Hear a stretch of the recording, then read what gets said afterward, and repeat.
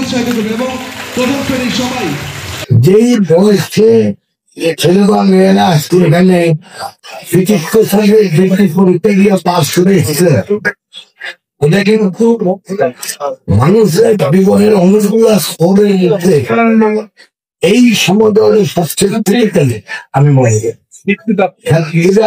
এমন এক সমাজ যে ব্যক্তিত্ব গড়ে আপনি কোনটা বৈধ কোনটা অবৈধ এটা বুঝতেছেন।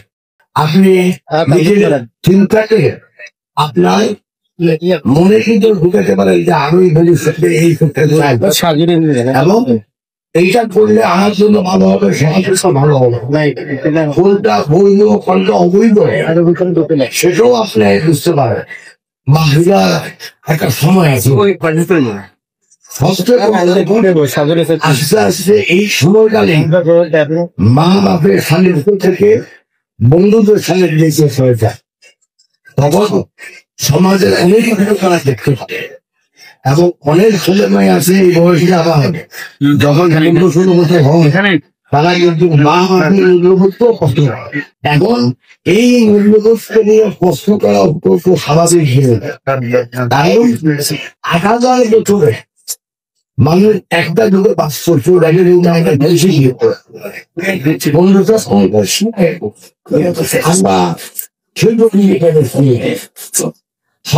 আমরা শুনে আমরা আরেকটা যুগে পাবো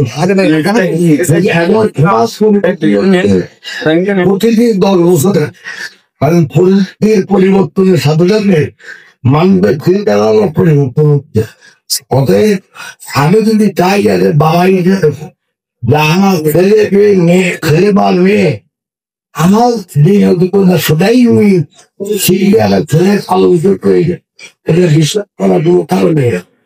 অতএব মানুষের বন্ধুদের সাথে এই ছেলে ছেলেকে যে একটা মনন তত্ত্ব জড়িয়ে এই জন্য সেটাতে চেষ্টা করতে হবে।